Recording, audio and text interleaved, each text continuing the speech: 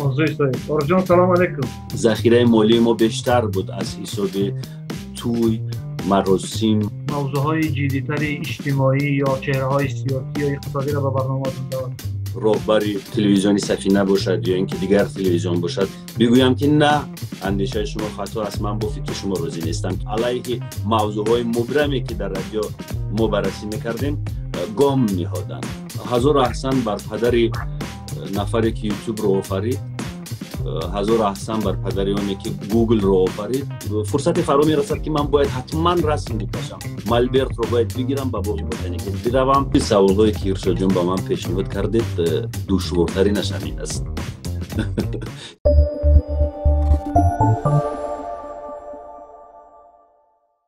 سلام علیکم بینندگان گرامی، هواداران برنامه‌های گروه رسانه‌های آسیا پلوس. امروز باز با یک برنامه آسیا پلوس آنلاین که در شرایط پاندمی یا همگیری تهیه می‌کنیم با شما هستیم و این نوبت مهمان ما یکی از چهره‌های معروف رسانه‌ای تاجیکستان، شاعر، روزنامه‌نگار و حتی می‌شود گفت که پژوهشگر و هنرمند تاجیکستان، آرزوی صاحب. آرزو سلام علیکم. و علیکم بر سلام ارشاد جان، درود بر شما و بر کل همکاران شما. زنده باشید آرزو. امیدوار هستم که در این شرایط و روزگار کرونایی صحت شما خوب باشه. شکر، خوبم و درودم رو به کل تماشابینان شما نیز میرسونم. زنده باشید.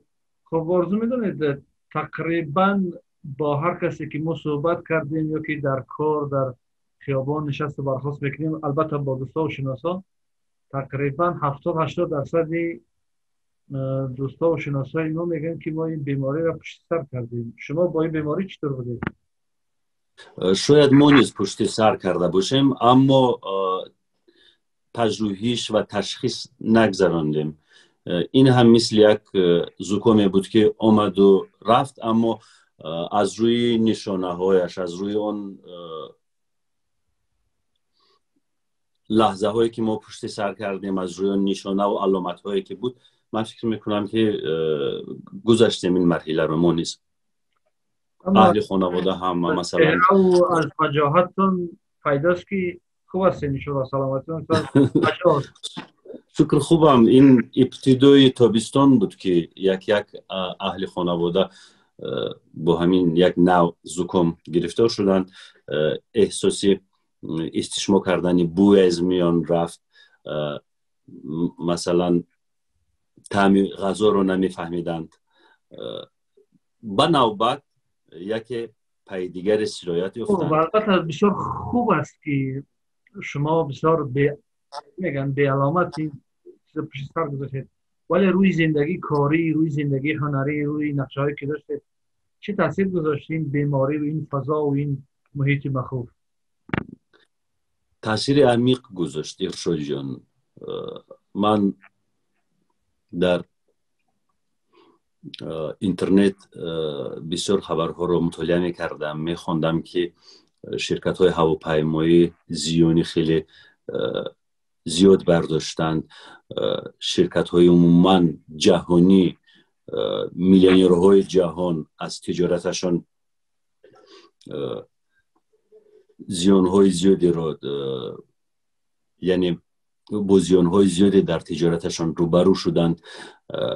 این رو می‌خواندم و هیچ فکر نمی‌کردم که در زندگی مثلا یک انسانی عادی نیز می‌تواند تاثیرگذار باشد و بعداً فهمیدم که واقعاً هم پاندمی کووید نه تنها با مولتی میلیاردرها و میلیونرها و سرمایه‌داران جهان تاثیر گذاشت، نه تنها به شرکت‌های عظیم جهانی تاثیر گذاشت، حتی با یک انسانی عادی مثل من که فقط کاری من یک گردانندگی این یا آن برنامه فرهنگی است، برنامه تفریحی است، و کاری من نیست تاثیر گذاشت. چون موسم گذشته قبل از کووید، من سال 2019 رو در نظر دارم، موسم گذشته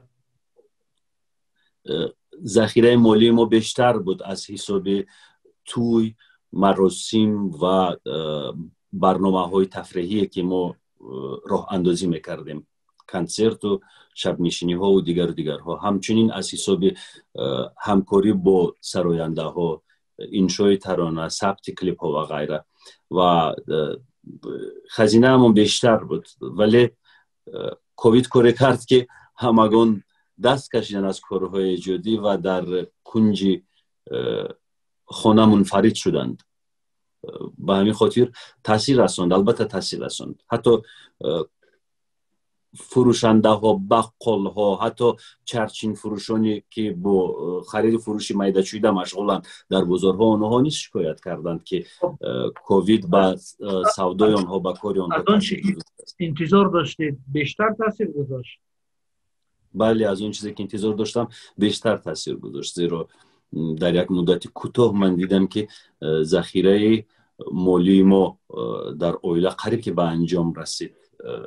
شکر که باز این تاثیرها را چگونه جبران کردید؟ آیا کدام شیوه های نوی فعالیت در کار هنر شما پیدا شد یا که؟ بله، هزار احسان بر پدر نفری که یوتیوب رو آفرید، هزار احسان بر پدر اونی که گوگل رو آفرید.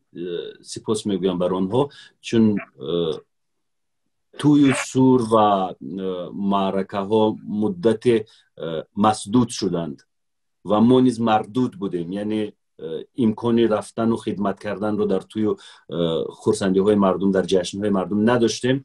ولی من خوشبختانه شبکه دارم در یوتیوب و این شبکه از حساب تماشای علاقمندان بله فایده به من میدهد. به همین خاطر وقتی که گپ سر یوتیوب آمد، درآمد شما از یوتیوب چقدر است؟ چندان زیاد نیست، اما این هم برابر یک معاش حد اقلی کارمندانی هست که در ساختار دولتی کار میکنند، برابر هم. خب معاش حد اقل در ما چه ناچیز است، لیکن معاش حد اقل. بله، درآمد من نیز از یوتیوب ناچیز است. به چه خاطر؟ به اون خاطر که من نو شروع کردم، آهسته آهسته زینه به زینه دارم پیش میروم و مطمئنم که آینده خوب می شود. ابتداش چنین است و من خیلی قانعم. چقدر بیننده دارد؟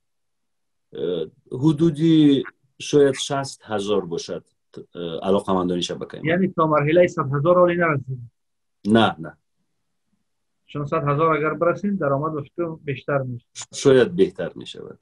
خب بسیار خوب است. البته ولی ارشاد جان میدونید هنگام پاندمی تماشای برنامه‌های ناگفته ها در یوتیوب اوج گرفت. یعنی چون مردم گفتم که منفرد بودند در کنج خانه هاشون، با غیر از تماشای برنامه‌های تفریحی، با غیر از تماشای کلیپ و کنسرت و این چیزها، دیگر هیچ امکانی نداشتند که با کنسرت بروند یا اینکه با جایهای عمومی بروند، با نقطه های فراغتی و تفریحی بروند. از همین خاطر تماشای برنامه‌های من در یوتیوب در وقت پاندمی اوج گرفت. مهمان‌های ناگفته ها در برنامه شما رایگان شرکت میکنن یا که؟ البته رایگان. البته رایگان.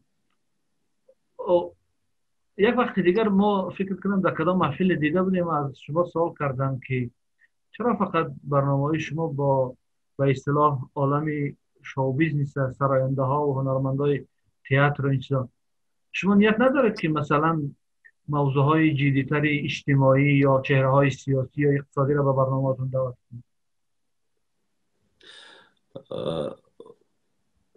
راستی ارشاد این گونه تصمیم را نخواهم گرفت. چرا؟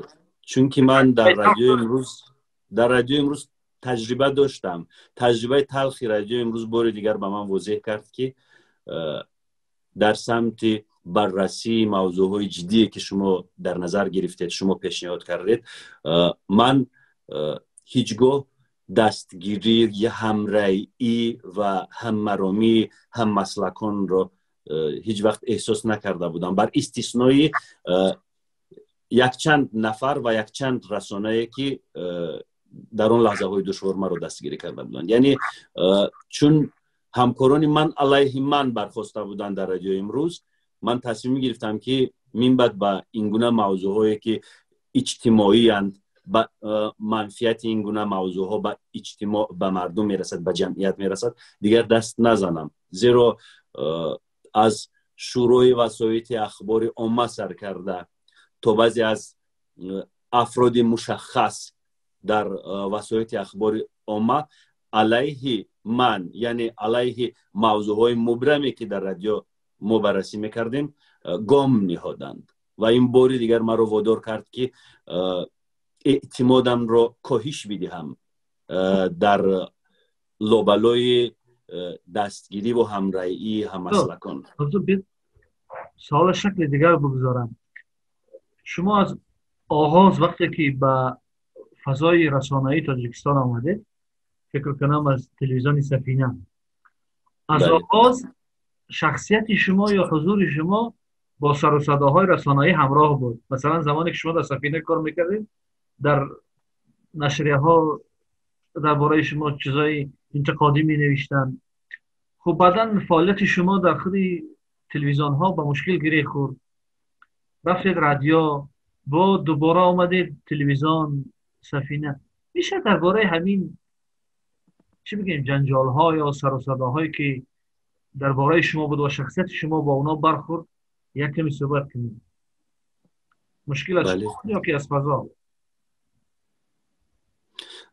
هر کس حقیقت خود رو پیشنهاد میکنه در این یا آن منبر و من نیز حقیقت خودم رو دارم، چون شاید اپایننت و آنانی که رقیب محسوب میشوند در این مسئله با من، شاید آنها نیز حقیقت خودشون رو داشته باشند، شاید آنها نیز تا حد حق باشند، اما رفتن من، ماجراهای من، اون همه رد و بدل، اون همه بحث و مناظره زمینه داشت و در آن موقع، در آن مورد من نقطه نظر خودم را همچون یک انسانی آزاداندیش حمایت کردم. نگذاشتم که در روی ارزش های من کسی پا گذارد. یعنی هنوز هم پشیمان نیستم، چون که من برای خودم اجازه ندادم که آزادی های من تحقیر شود، ارزش های آزادی خواهانه من تحقیر شود. من این رو به هیچ یک راهبر، به هیچ یک همکسب، همکار، به هیچ یک نفر اجازه ندادم و هنوز هم پشیمان نیستم. گر ماجرای سر زد بین من و راهبرانی که با من کار کردند، همه این ماجراها فقط در زمینه تهیه برنامه‌های بود که جنبه‌های آزادی خواهی داشتند.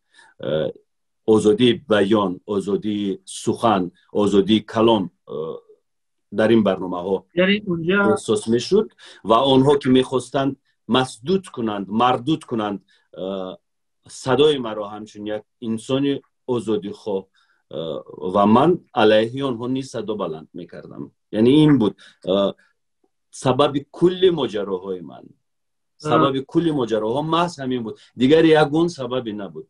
مثلا یعنی شخصیت شما مطرح نبود، بلکه اندیشه؟ نه، هیچ وقت من میتوانستم کشاد روشن به این یا آن راهبری، نمیدونم تلویزیونی سفینه باشد یا اینکه دیگر تلویزیون باشد، بگویم که نه، اندیشه شما خطا است، من با فکر شما راضی نیستم، که این رو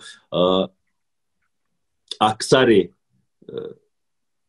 مثلا زیر دستان در این یا آن ساختاری دولتی کرده و گفته نمیتوانند، ولی من میگفتم. همین گونه یک فضایی که شما قربانی آن شده، فکر میکنید به منفیتی ما هست یا بر ضرر ما؟ ارشد جان، من هیچ وقت خود را قربانی نمی حسابم، زیرا ذخیره همون مقطع زمانی فکر میکنم شما قربانی شدید، چون که درخت شخصیت بیشتر باشه. میدونید ارشد جان، ذخیره ذهنی و ذخیره روانی و پسیکولوژی من اونقدر زیاد است که این همه ماجراها در نظرم خیلی خنده‌آور میتوند و هیچ وقت نمیخواهم که از این ماجراها فاجعه بسازم و مثلا یک درامای تئاتری صحنه آرایی کنم، صحنه سازی کنم که مرا مسدود کردند، من ممنوع الحضور شدم، ممنوع الصدا شدم، مرا دیگر نمیمونند و با 400 طرف جر بزنم که کمک. نه، من دیگر سرچشمه ها رو پیدا کردم، دیگر روزنه ها رو کشودم، دیگر چی بگم، دیگر واسطه های اخبار عموم رو برای خودم کشف کردم. ایشا بروزها چه خیلی است؟ شما در فضایی که کار میکنید، در بخشی که کار میکنید، خود را کاملا راحت میکنید؟ بله خیلی راحتم، هیچ مانعی نیست و پورا با کار جدید داشتم. فقط در انتخاب موضوع خیلی احتیاط میکنم، از احتیاط کار میگیرم. یرشد جان خیر، این رو شما میدونید، ولی فوجیه نمیسازم. یرشد جان من دوست نمیدارم فوجیه سازم. من چسب و تلاش و حرکت رو دوست میدارم.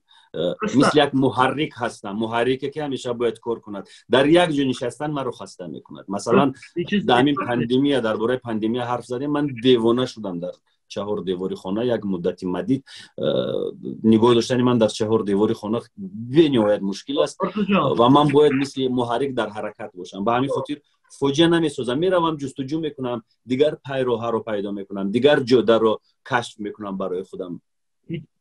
فوجیه نمیسازم. از اون که مسدود شدم و مردود شدم، برای من اینقدر دشوار نبود. درسته. آرزو جان، زمانی که مثلا همین مشکل ها در کار و روزگار شما پیدا شد، ما یک آرزوی دیگر کشف کردیم، آرزوی شایی. کتاب شما نشر شد. شما از قبل شعر میگفتید یا که بعدی که از قبل میگفتم؟ پناه بردید؟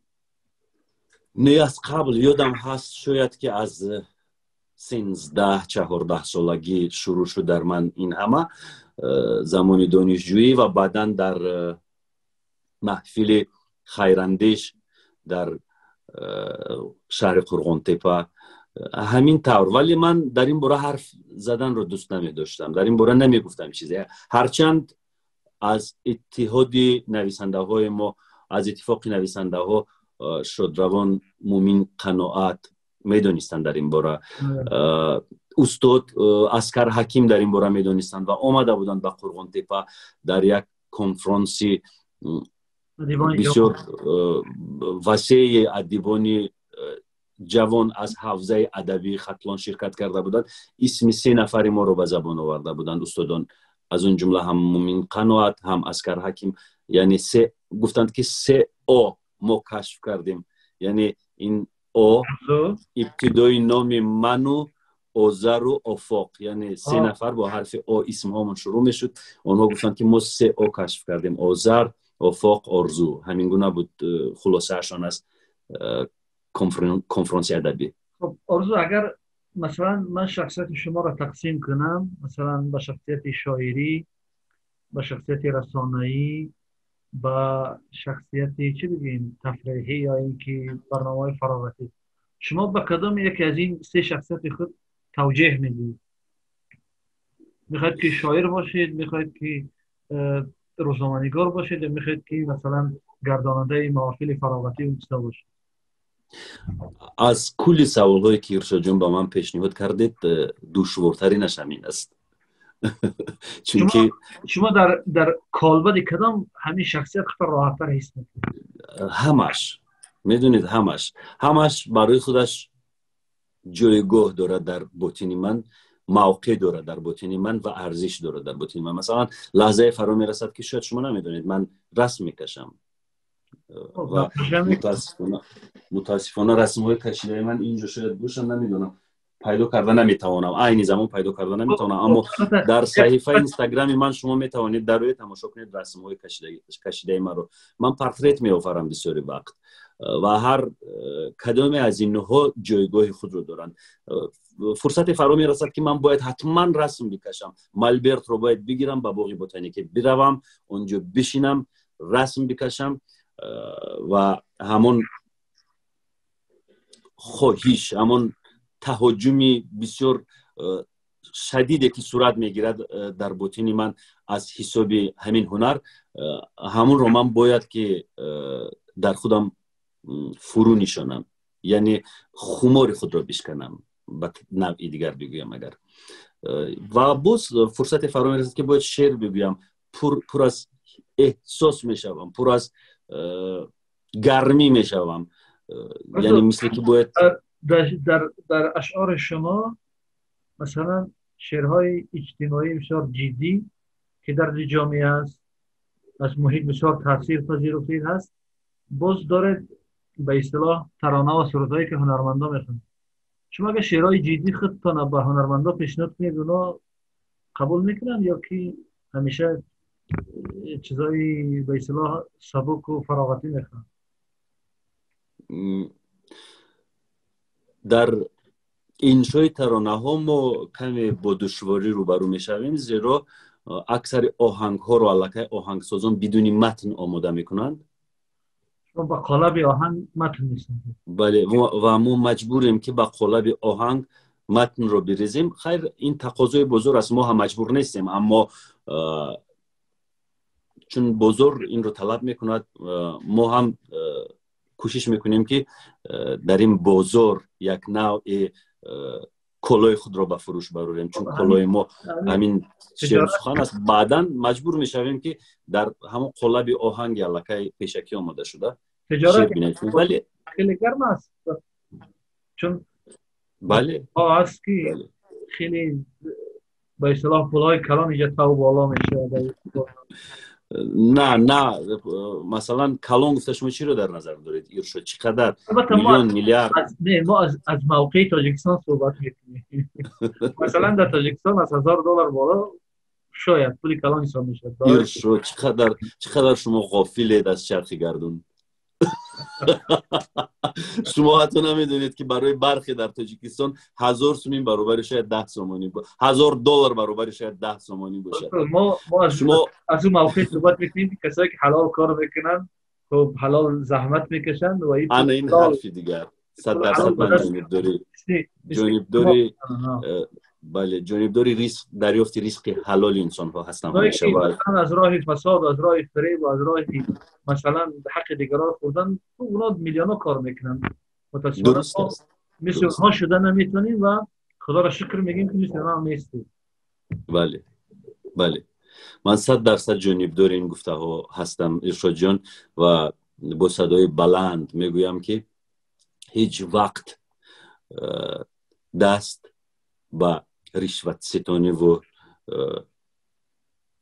این کارها نزدم و هیچ یک نفری رو به خاطر منصبش، به خاطر جاه و موقعش در یگان برنامه تلویزیونی هم در یگان برنامه رادیویی هم وصف ستایش نکردم. بله. به خاطر پاداش، به خاطر چیزی. همین شهامت اخلاقی من فکر میکنم که شخصیت ساز است. یعنی صرف نظر از که با شما چه برخورد دارن، شما رو میپذیرن نمیپذیرن، ولی در نهایت شخصیتی که شما برای خودتان میسازید قابل احترام نیستند.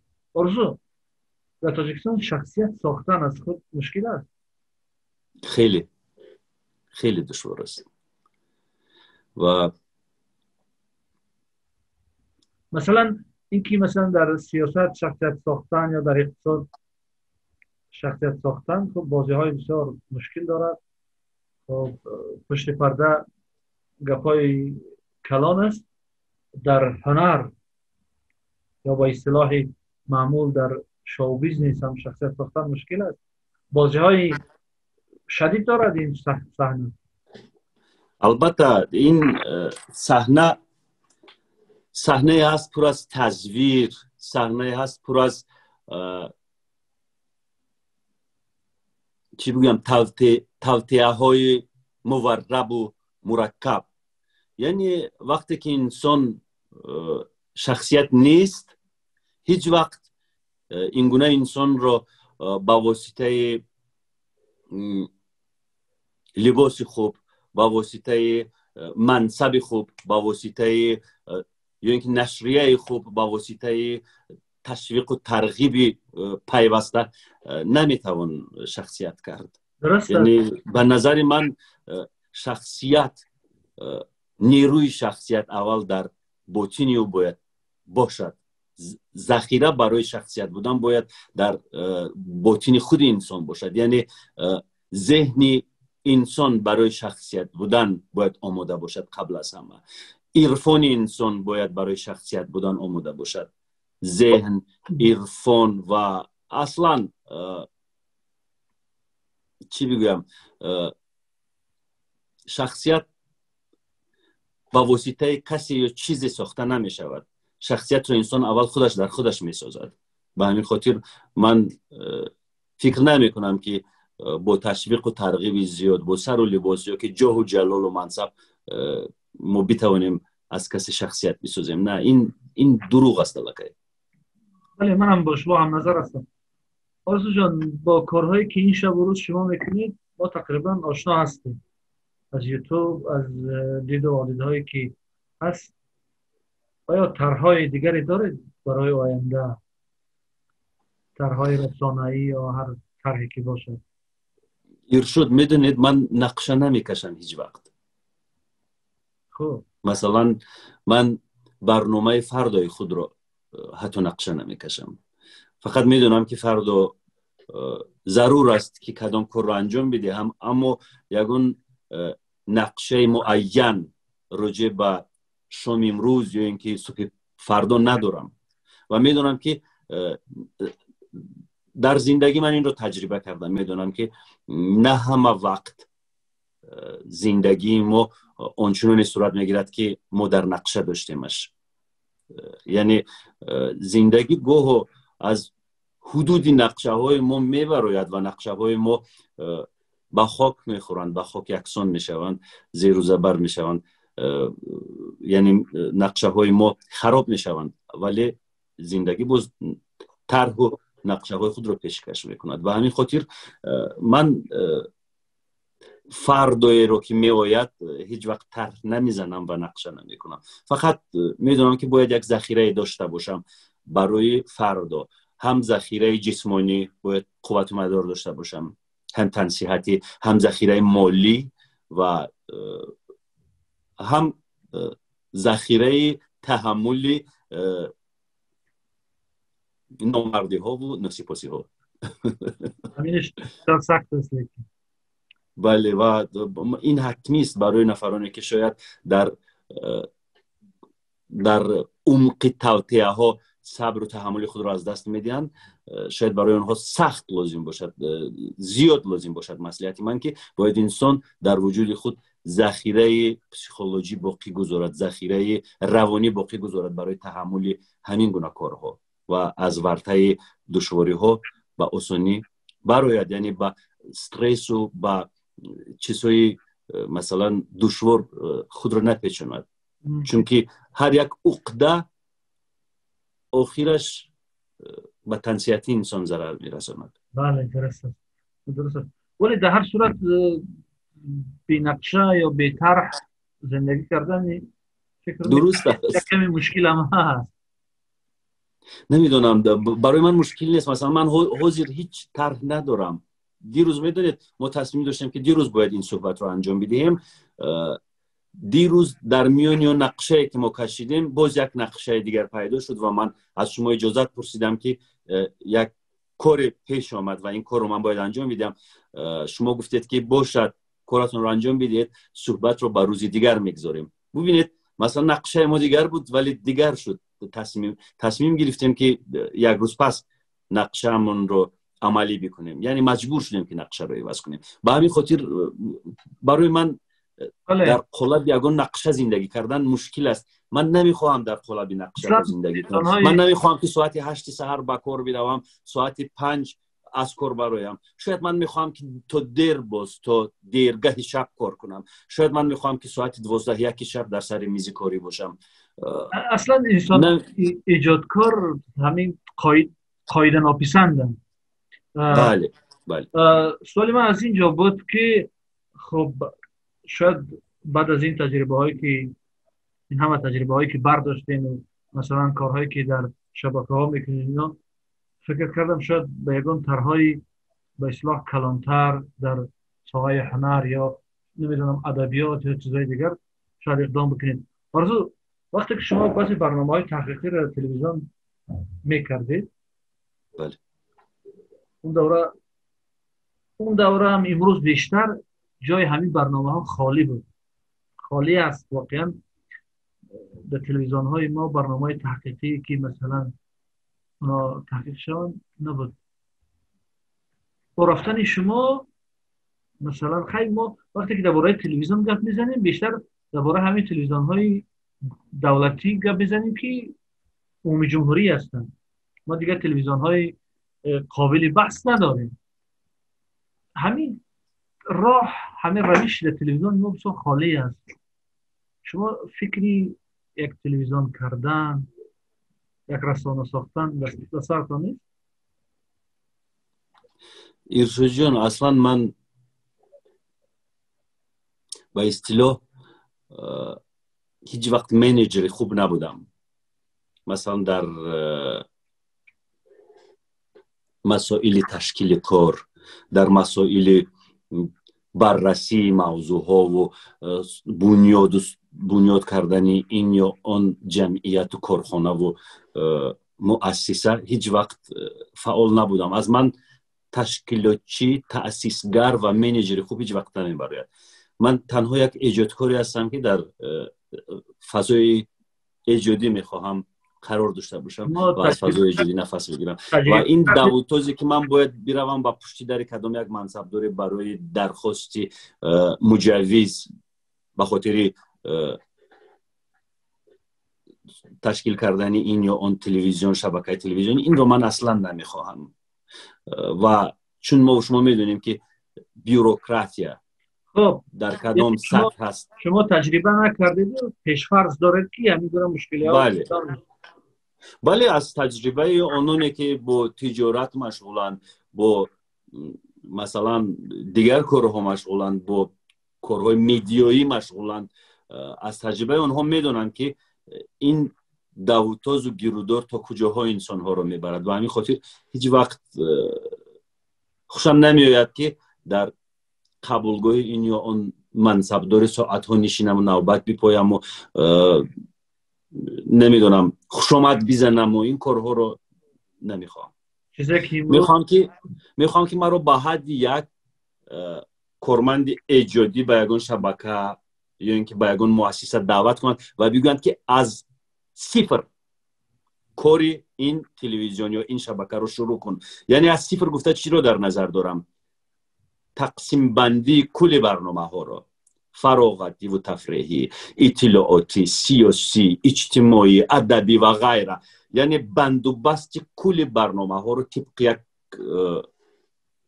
برنامه مشخص، یعنی یک تلویزیون کامل رو من میتوانم از حرف اولش تا حرف آخرش تشکیل کنم، سازمان بدهم، با حتی آرایش رنگ و انتخاب و دیزاین و آرایش اصلا خود تلویزیون، یعنی کارهای گرافیکی کامپیوتری، کارهای آرایشی تلویزیون، یعنی چگونه باید تلویزیون مزین شود، چگونه زینت یافته شود.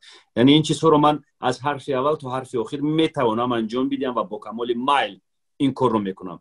اما در مسئله تأسیس و دوده و اسناد جمع کنی و اسناد گذاری و این چیز خواهش ندارم.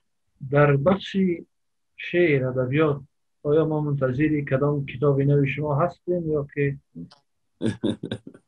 بله ارشاد جان، تصمیم دارم که باز بعد از کتاب انسویات ها باز 2 کتاب کلان حجم آماده است برای نشر و یکی از این کتاب ها رو به خریبی باید نشر بکنم. چون پندمی آمد کمک نامش چی هست؟ نامش هنوز نامه دارد. چی هست نامش؟ امضای آفتاب. اوه بسیار شاعرانه. بله. محتواش چی هست؟ غزل؟ فقط شعر، اما این شعرها در قیاس با شعرهای کتاب قبلی تفاوت دارند. تفاوت یعنی دیدگاه، مضمون، هنر چی تفاوت دارند؟ علل خصوص در مسئله موضوع. شما در مسئله در شعرهات من از اون که کتاب آن سویات‌ها را خواندم، در شعرهای اجتماعی بسیار به اصطلاح پرده‌دری میکنید. پرده‌دری میکنید. در اینجا من می‌دونم جسارت‌های ادبی هست در این کتاب نو. همین رو گفتنی بودم که در کتاب نو یعنی از لحاظ مثلا موضوع و هنر هم اگر حرف نزنیم، از لحاظ جسارت من بیشتر رشد کردم از لحاظ همون شعرهایی که شما گفتید، شعرهای اجتماعی و شعرهای با قول اوریان. بله، موضوع جسارت پیش آمد. همین در ادبیات ما و اصطلاح برادرای ایرانی فقدان جسارت است. یعنی همین جسارت ادبی بسیار کم دیده میشد. فکر میکنید که دلیلش چیست؟ کم دیده نمیشه. در کلاسیکوی ما هم زیادن. ارشاد جون، شاعرای این شب و روزی که با ما و شما زندگی میکنن اینا رو در نظر دارن. شاعران ما یعنی بیت دقیق تر حرف بزنیم. یعنی چگونه شعرها رو در نظر دارید شما؟ ببینید مثلا فکر کنم استاد لایق گفته بود که پس از حافظ و سعدی و کمال و اینها در این جغرافیا شعر گفتن کار خوبی نیست، ولی هر زمان شاعر خودش داره و گفتم شاعری زمان خود باید ناجی یا نجوا کننده همون درد و مشکل و موفقیت زمان خودش باشه. یعنی آن چیزی را که ما امروز در جامعه داریم، آیا همین در شعر امروز ما به اصطلاح انعکاس می‌یابد، منعکس می‌شود؟ چون ادبیات هم یک رسالت دارد که او باید درد مردم رو بگه، درد اجتماع رو بگه، او را مثلا به چی میگن حریم قدرت برسانه که بالاخره یگان چیزی شود. مثلا از حساب ادبیات تمجیدی و توصیفی و این چیزا ما بسیار رشد کردیم. شعرهای مثلا شخصیت پرستی و خب تعریف توصیف زیاد داریم، ولی یعنی اگر آشکارا حرف بزنیم مدحیه های پای در پای رو زیاد می نویسند. بله. ببینید آرزو جان، لگن برداری میکنند. مثلا این قدر مشکلی که مهاجرای تاجیک دارن، این قدر فاجعه ها را که اینا متحمل میشن، از سوی دیگر مثلا پول کلان ایران برای تاجیکستان وارد میکنه، ولی موضوع مهاجران مثلا در ادبیات ما، خصوصا در ادبیات شعری ما بسیار به اهمیت است. اصلا توجه کم میشه، یا که مشکلات دیگری که هست. شاید من میدونید ارشاد شما منقیدید، مثلا ذهن شما هر یک شعر را از دیدگاه منقید تحلیل میکند. یعنی شما در زاویه یک منقید نشسته شعر را مطالعه میکنید، ولی رابطه من با شعر دیگرگونه است. مثلا من هیچگاه از لحاظ یک منقید با شعر پیوست نشدم. یعنی وصل من، پیوند من، رابطه من با شعر مثل میدونید رابطه پنهانی دستان دو عاشق است در زیر شاید پلتو. ولی در هر صورت چیزی هست. ولی به هر حال من ادبیات، چون شما درباره ادبیات حرف زدید، من از لحاظ یک منقد نه، البته فقط از لحاظ یک شخصی مردم شناس، ادبیات شناس، فقط ادبیات رو من از با نگاهی عاشقانه میشناسم، از زاویه یک عاشق ادبیات. من فقط همین رو میگویم که امروز ما ادبیات رسمی داریم و ادبیات غیر رسمی. ادبیات رسمی ما اون چیزی است که در دایره رسمیت و اصطلاح پروتکلی که در ساختار دولتی هستند. مثلا شعرهایی که در دایره نمی پروتکل به اصطلاح انشا میشوند. ادبیات رسمی که ساختار و زمامداران وقت به این ادبیات مجرا معین میکنند. یعنی مجرای معین کرده ساختار چیزی اساسی این ادبیات محسوب می شود و وقتی که ما درباره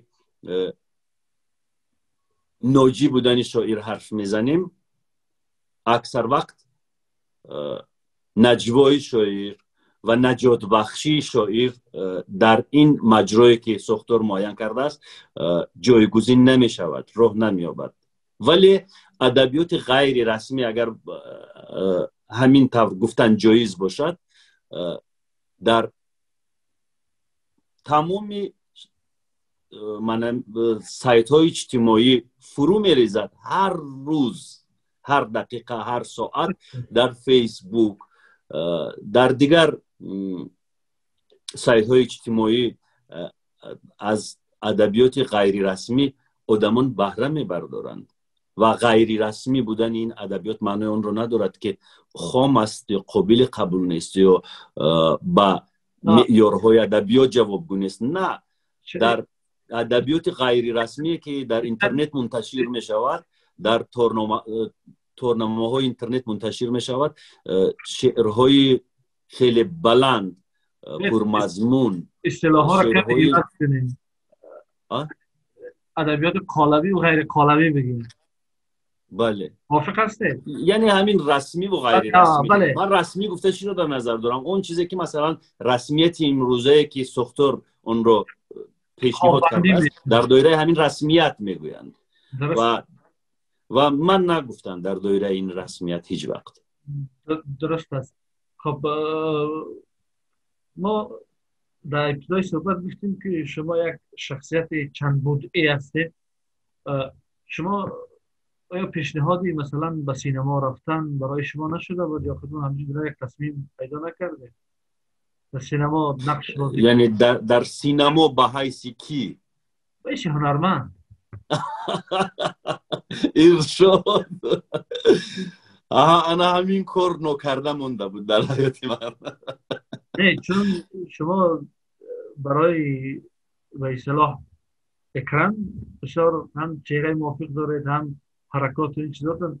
شاید یکان پیشنهاد شده بود رد کردید یا که بله بود پیشنهاد. در ابتدای فعالیتم در تلویزیون سفینه که با دلفروز ستاره و کار میکردیم و در نشر مستقیم برنامه ها رو گردانندگی میکردیم، اون زمان بود پیشنهاد، اما من فرصت نداشتم و ضرورم نمیشماریدم، زیرا من مکتب هنری رو ختم نکرده بودم، از نازکی های پیشه اکتوری آگاه نبودم، یعنی بازیگری حرفه‌ای نبودم. به همین خاطر من آن زمان رد میکردم، هر پیشنهادی که میومد رد میکردم.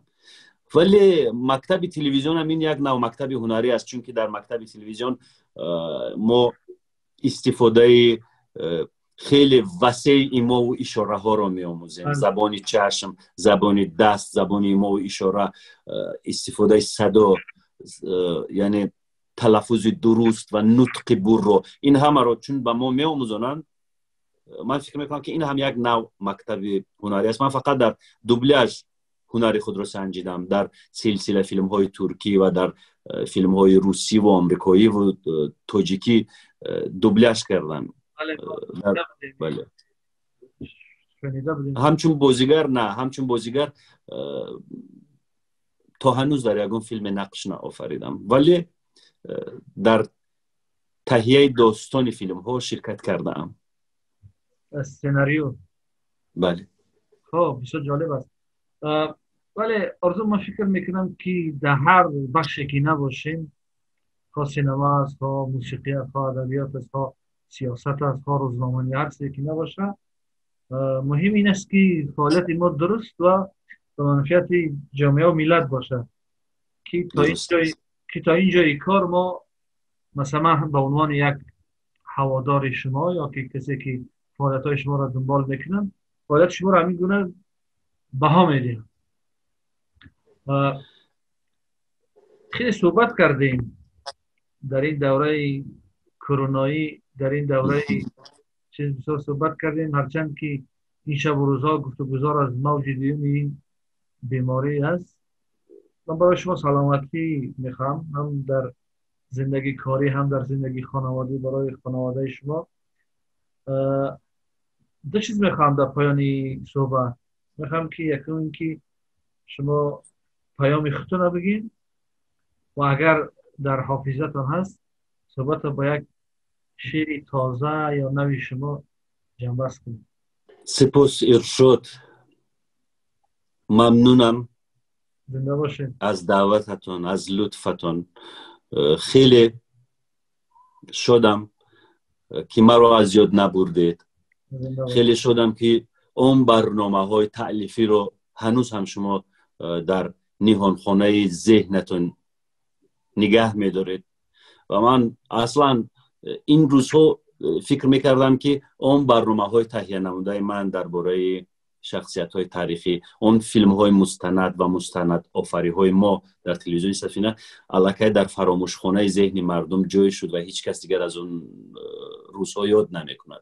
ولی امروز ارشاد شما یاد کردید و خاطره ها رو دوباره زنده کردید، دوباره لنگه گرفت آتش خاطره در ضمیر من. سپاس. من از قدرشناسی شما ممنونم و تمام مردم من نیز در این شب و روزی که امواج دومی کووید 19 جهان را پخش میکند تنصیحاتی آرزو میکنم. همه انسان ها نادیرند، همه انسان ها ناتکرارند، همه انسان ها بی‌مثلند. کسی میگوید که عوض نشونده ها نیستند خطا میکند. همه ما عوض نشونده ایم، دیگر تکرار نمیشویم. ارشاد جان ببینید، مثلا این خلاصه خود من است. ایزی انگشت رو گاهی استفاده میبرند برای ایدنتیفیکاسیون انسان ها، برای معین کردن هویت انسان ها. ببینید که چقدر میلیارد انسان ها در زمین زندگی میکنند و چقدر میلیارد انسان ها از دنیا رفتند و همین ایدنتیفیکاتور انگشت آنها، یعنی معین کننده اون هویتشان تکرار نشد و نمیشود. یعنی انسان ها، هر یک انسان از موقع خود ناتکرار است، یا اینکه عکس گوهرک چشم. این هم یک شتریخ کد هست، یک کد هست که مخصوص تعلق دارد با یک انسان. یعنی ایز انگشتی دو نفر یک خیل نیست در زمین، یا اینکه ساختار گوهرکی چشمش یک خیل نیست. از همین لحاظ دویم میگویند مثلا چون اکثر ایجادکاران با روسی، با اصطلاح روسی میگویند نی پفتری مخینید نی زمینی مخینید، یعنی تکرار نشونده ها نیستند، عوض نشونده ها نیستند. من علیه این گفته ها صدا بلند میکنم و میگویم که هر یک انسان ناتکرار است. شما ناتکرارید ارشاد، با اون اصالت و با اون ذهنیت و با اون عرفان خودتون ناتکرار هستید. کلی همکارانی شما ناتکرارند، کلی انسان هایی که ما رو احاطه میکنند ناتکرارند. به همین خاطر فریفته این حرفا نشوید، دل شکسته نشوید. در پیش دشواری ها تسلیم شدن این کاری خطا است. همیشه باید به پیش رفت، تبسم کرد و یگانه اسلحه‌ای که میتواند خصم را شکست بدهد این تبسم شما است. همیشه بخندید و انسان های هستند که تا دیدن تبسم شما را ندارند. به همین خاطر فقط تبسم و بخش. یک شعر برای نگینه نویستم. نگینه بسیار بسیار در همین لحظه هایی که ما درباره انسان ها و درباره هویت و درباره اصالت و درباره عرفان انسان ها حرف زدیم خیلی مطابق است. اگر اجازه بدهید ارشاد جان همین شعر رو قرائت بکنم. ما گوشیم. اگرچه خسته ای از شب ولی خورشید می آید، سراغ آشیان تو پر از امید می آید. شب ظلمانی هم بد نیست، هزاران اختری دارد، سری تنهای تو جانم برایش همسری دارد. بکن باور که فردا غم نمی ماند، دل غم دیدت فردا سرودی شاد می خواند. هوای زندگی جانم گه گرم و گه سرد است. روخی آینه هم گاه دچار طعنه گرد است. فقط سرخم مکن جانم به پیش نامرادی ها. بیرو تا آشیان نور، بیرو تا اوج شادی ها. بکن باور که فردا غم نمیماند. دل غم دیده فردا سرود شاد میخواند. این در شکل یک ترانه انشا شد به خاطر آهنگ و به خاطر درخواست های خود نگینه. برای همین خیلی ساده نوشتیم که عامه فهم باشد. از این لحاظ ارشاد جان همچون منقد سختگیر نشوید. همین پیامش که غم نمیماند در این شب و روزا بسیار چیز است. ما با این امید که غم نماند صحبت به پایان میرسانیم. بسیار خوش شدیم که شما را داشتیم. بسیار یک صحبت خوب کردیم. امیدوار هستم که باز فرصت شود که صحبت کنیم. برای شما، برای همه انسان های روی زمین که با تعبیر شما یک ارزشی هستند سلامتی میخواهیم و خدا میگیم که این درد، این بیماری، این کرونا است، کووید است، هر چیزی که است برای همیشه از جغرافیای زمین برود و ما و شما طرحهای را که داریم عملی کنیم. زنده باشید. ای کس خیر. خیر.